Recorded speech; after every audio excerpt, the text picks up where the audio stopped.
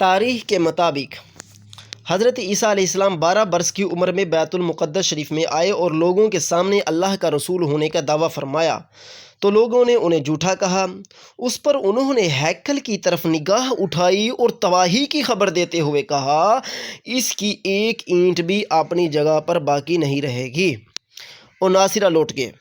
پھر آپ 29 عیسوی میں 5 مرتبہ انہوں نے یہاں کا دورہ فرمایا اور ہر بار یہودیوں کو دعوت حق دی، لیکن انہوں نے ایمان لانے کی بجائے انہیں ستانا شروع کیا۔ رومیوں کے ساتھ مل کر، جس طرح کہ میں نے پہلے عرض کیا ہے، اس وقت کے یہودی جو تھے وہ رومیوں کے ماتحت زندگی بسر کیا کرتے تھے، تو رومیوں کے ساتھ مل کر انہیں سولی پر چڑھانے کی سازش کی۔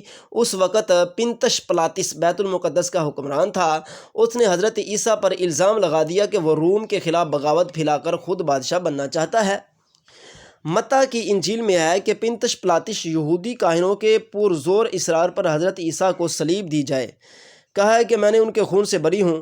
اس کے باوجود یہود کے مطالبے کو ماننے پر مجبور ہو گیا۔ پنتش پلاطس یہودی کاہنوں کے پرزور اصرار پر حضرت عیسیٰ علیہ السلام کو تاریخ کے مطابق، عیسائی تاریخ کے مطابق رضامند ہو گیا کہ اب میں ان کو پھانسی دوں گا، اور حضرت عیسیٰ علیہ السلام کو 12 اپریل 30ویں عیسوی کو عیسائیوں کے عقیدے کے مطابق بیت المقدس میں کھوپڑی کی جگہ صلیب پر چڑھا کر ہلاک کر دیا۔ قرآن پاک نے صاف صاف حضرت عیسیٰ علیہ السلام کو مصلوب کیے جانے کی تردید فرمائی ہے، اور فرمایا ہے کہ انہیں نہ قتل کیا گیا ہے نہ مصلوب، بلکہ وہ یہود شبہ میں ڈال دیے گئے، اور اللہ نے انہیں حضرت عیسیٰ علیہ السلام کو اپنی طرف حضرت عیسیٰ علیہ السلام کو اپنی طرف اٹھا لیا تھا۔